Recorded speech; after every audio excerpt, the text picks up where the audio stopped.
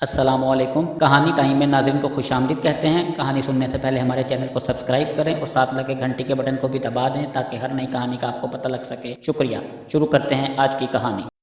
مجھے شادی کا کوئی شوق نہیں، لیکن بابا اور آپ کا اصرار ہے تو ایک شرط پر راضی ہوں۔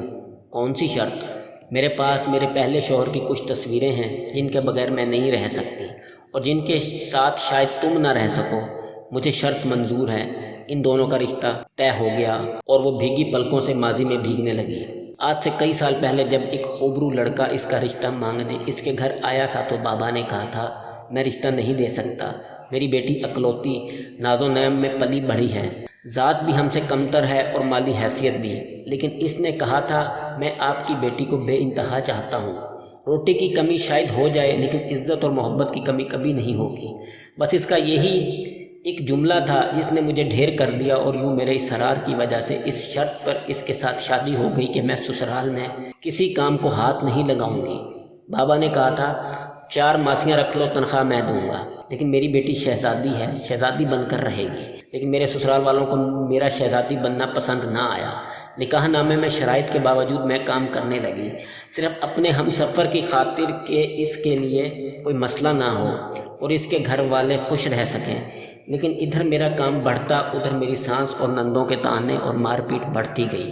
میرا کمسن بھولا شوہر میرے لیے ہر ایک سے گھر میں لڑتا رہا، میرا دفاع کرتا رہا۔ کئی بار الگ ہو جانے کا سوچا لیکن اس کی والدہ اور گھر والے نہیں مانے۔ میں امیر گھر کی لڑکی، راتوں کو روتی دن کو کام کرتی اور مجھے ٹوٹ کر چاہنے والا میرا شوہر دن بہ دن ٹوٹتا گیا اور پھر ایک دن اس نے خود کو جوڑا لیکن مجھے ہمیشہ کے لیے توڑ گیا۔ خود تو آزاد ہوا لیکن مجھے ہمیشہ کے لیے قید کر گیا۔ میری سانس نندے سسرال والے بات بے بات مجھے رلانے تڑپانے لگے اور میرا شوہر بے بسی کی آگ میں جھلستا رہا۔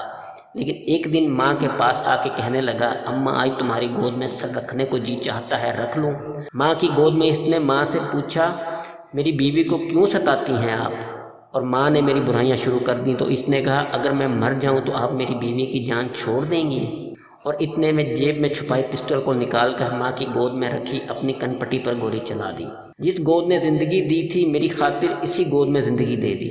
اس کا یہ فیصلہ غلط تھا یا صحیح یہ تو بات کی بات ہے، لیکن مجھے آنسوؤں سے نجات دینے کے لیے شاید اس کے پاس یہی ایک راستہ تھا۔ آج اس کو مرے ہوئے 5 سال ہو چکے ہیں لیکن میں اس کی تصویروں کے سہارے آج بھی اس کے ساتھ ہی جی رہی ہوں۔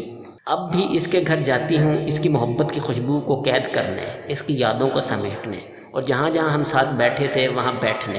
ان 5-7 سالوں میں بابا نے دوسری شادی کے لیے انگنت اصرار کیا، بے شمار رشتے آئے لیکن میں اس کے حصار سے نہ نکل سکی۔ آج میرے کزن اور بابا کی بے حد ناراضگی اور اصرار پر اپنے کزن سے کہہ رہی تھی مجھے شادی کا کوئی شوق نہیں، لیکن بابا اور آپ کا اصرار ہے تو ایک شرط پر راضی ہوں، اور میرے کزن نے شرط منظور کر لی۔